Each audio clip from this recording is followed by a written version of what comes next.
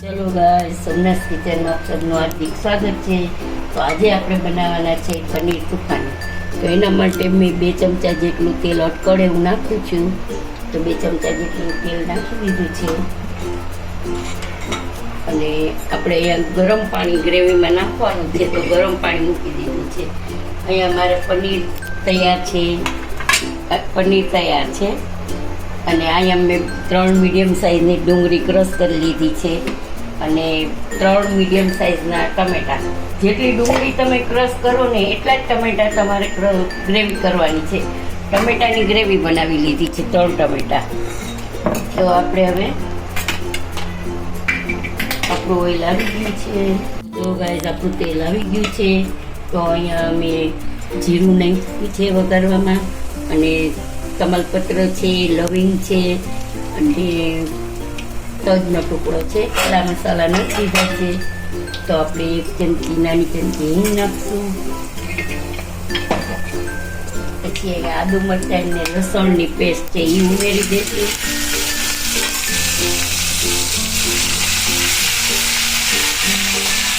આદુ મરચાં લસણની પેસ્ટ ઉમેરી પછી આપણે આ પ્યાજ છે એ ઉમેરી દઈશું. એકદમ સરસ ચોપડી લેવાની છે.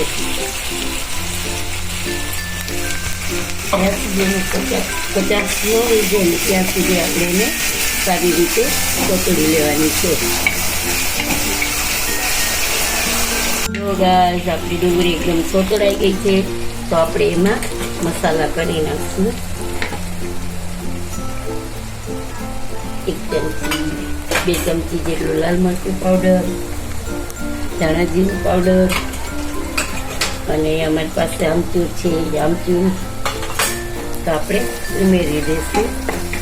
આપણા મસાલા બળે નહીં એના માટે આપણે થોડું પાણી ઉમેરશું કે આપણા મસાલા બળે નહીં.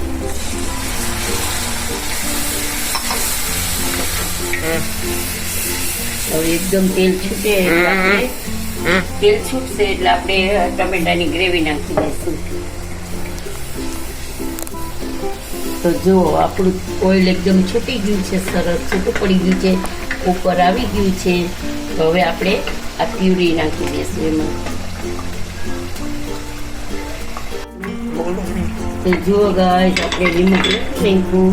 તો સ્વાદ અનુસાર નિમક નાખવાનું છે અને પછી આ જે ઓઇલ છૂટું પડી ગયું છે તો આપણે ટમેટાની ગ્રેવીને પકાવવા માટે અહીંયા ગરમ પાણી હું ઉમેરું છું. તો એકદમ સરસ ઉમેરી દઈશું આપણે. હવે આને ઠીક થવા દઈશું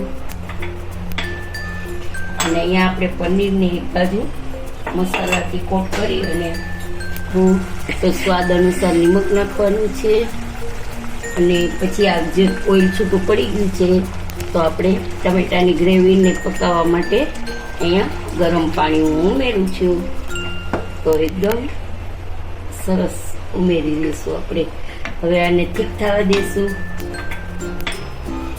અને અહીંયા આપણે પનીરને એક બાજુ મસાલાથી કોટ કરી અને મરચું પાવડર, હળદર અને જરાક નિમકથી એકદમ કોટ કરી દીધું છે અને મસાલાવાળા કરી દીધા છે. અને અહીંયા મેં કાજુ 10-12 કાજુ હતા અને મગજતરીના બી હતા. તો એની મેં ગ્રેવી કરી રાખી છે, જોઈ લો. તો હવે આપણું ઓઇલ આવી ગયું છે.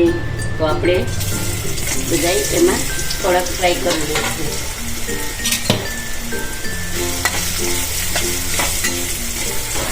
ગેસની ફ્લેમ સ્લો રાખવાની છે. તો પનીર 150 ગ્રામ જેટલું 150 જેટલું છે મારી પાસે. અમારે 3 જણાનું શાક છે એટલે 150 ગ્રામ બહુ થઈ જાય. હવે આપણે અહીંયા આ ગ્રેવી ઉમેરી દઈશું. આપણે વ્હાઈટ ગ્રેવી.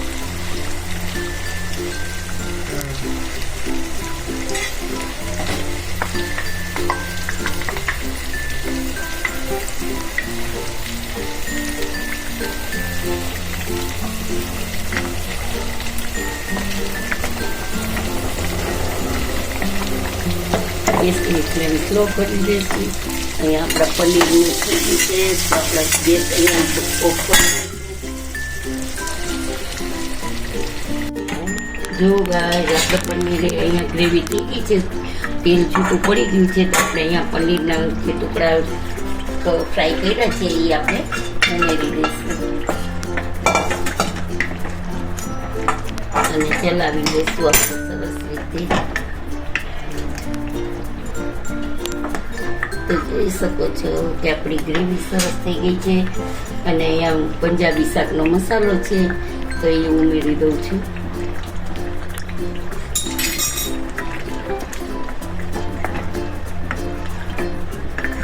હવે આપણે છે ને થોડુંક ગરમ પાણી આમાં નાખી અને થોડુંક ગરમ પાણી ઉમેરી દઈશું કે જે પનીર એકદમ સરસ ચડી જાય અને ગ્રેવી એકદમ સરસ થીક થઈ જાય.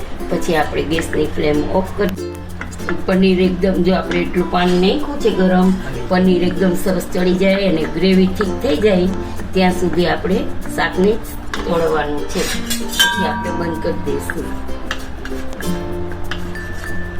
ચલો ગાઈઝ, આપણે પંજાબી પરોઠા સાથે પંજાબી શાક સાથે લચ્છા પરોઠા બનાવવાના છે. તો સ્વાદ અનુસાર નિમક નાખશું અને અહીંયા મેં અજમો લીધો છે તો અજમો ક્રશ કરી આપણે હાથેથી અને ઉમેરી દઈશું. તો અજમો છે ડાયજેશન સિસ્ટમ માટે બહુ સારો છે. તો ઉનાળામાં તો થોડો થોડો અજમો બધી વસ્તુમાં નાખવો જ જોઈએ. તો હવે મોણ નાખશું, સ્વાદ અનુસાર 2 ચમચી જેટલું મોણ નાખશું આપણે અને મિક્સ કરી અને એક સરસ મજાનો સ્મૂથ ડો તૈયાર કરી દઈશું જે પરોઠાનો, એટલે બહુ કઠણ નહીં ને બહુ ઢીલો નહીં. જોઈ લઈએ આપણે શાક આપણું. જુઓ ગાઈસ, આપણે વરાળ થોડુંક એને ઢાંકી દીધું હતું. હવે આપણું ઓઇલ છે બધું છૂટું પડી ગયું છે. તો તમે જોઈ શકો છો સાઈડમાંથી બધેથી ઓઇલ છૂટું પડી ગયું છે. તો આપણું શાક રેડી છે. તો હવે ગેસને ઉપરથી આપણે ઉતારી અને અહીંયા મૂકી દઈશું. અહીંયા આપણે પરોઠાની તૈયારી કરશું. તો અહીંયા મેં લોટ આપણો જો સ્મૂથ સરસ બનાવી ગયું છે અને થોડું ગરમ પાણી બચ્યું હતું ને એ મેં આમાં યુઝ કરી લીધું છે. તો હવે આપણે સરસ મજાનું એક મોટું લચ્છા પરોઠું બનાવશું. તો એના માટે મેં લોહો લઈ લીધો છે. ગાઈઝ, મેં આવું પરોઠું મોટું વણી લીધું છે. તો અહીંયા આપણે ઘી છે એ લગાવી દઈશું સરસ રીતે. તો હાથેથી આપણે સરસ રીતે લગાવી દઈશું. તો પછી અહીંયા છે કોરો લોટ છે એ આપણે ભભરાવી દઈશું એટલે એક એક પડ સરસ છૂટું પડે.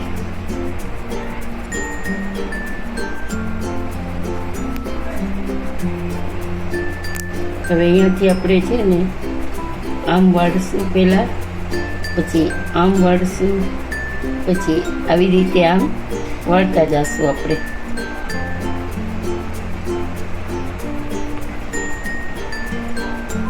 જોઈ શકો છો આવી રીતે આપણે અહીંયાથી વાળવાનું રહેશે.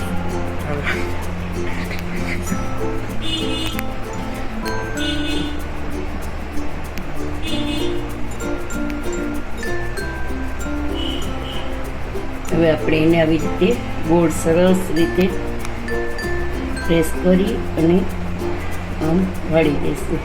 અને આ ભાગ છે ને એને આમ નીચે આપણે પ્રેસ કરી દઈશું.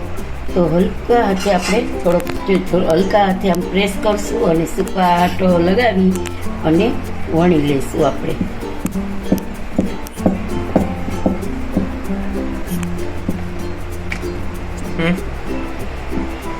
છે તો તવો તપી ગયો છે તો આપણે એમાં પરોઠું નાખી દઈશું શેકવા માટે. જો ગાઈઝ, આપણે પલટાવી લીધું છે પરોઠું.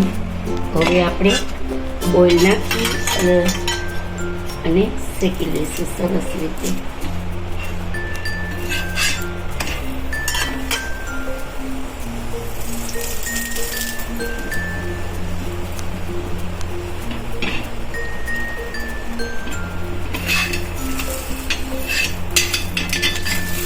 જોઈ શકો છો કે આપણા બધા જે પડ છે એ એકદમ ફૂલવા માંડ્યા છે.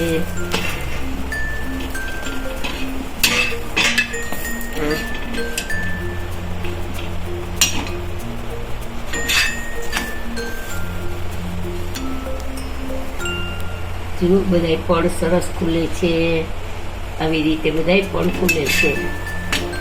ચલો ગાઈસ, આજનો આપણે પનીર તુફાની અને લચ્છા પરોઠા છે. લચ્છા પરોઠા તો જુઓ તમે, એક એક પડ આમ ખુલી ગયું છે સરસ રીતે. બે પરોઠાના એક સરસ અને એકદમ સ્મૂથ પરોઠા છે. તો જુઓ, આજનો છાશ છે, લીંબુ છે અને સમારેલી ડુંગળી છે. તો આજનો વિડીયો તમને કેવો લાગ્યો તે જરૂરથી જણાવજો. સબસ્ક્રાઈબ કરજો, લાઈક કરજો અને શેર કરજો. અને આપણા ફ્રેન્ડ સર્કલમાં જરૂરથી શેર કરજો અને કમેન્ટ કરજો કે કેવું લાગ્યું વિડીયો. તમારું મોટિવેશનની અમને ખૂબ જ જરૂર છે. તો સપોર્ટ આપજો. જય શ્રી કૃષ્ણ.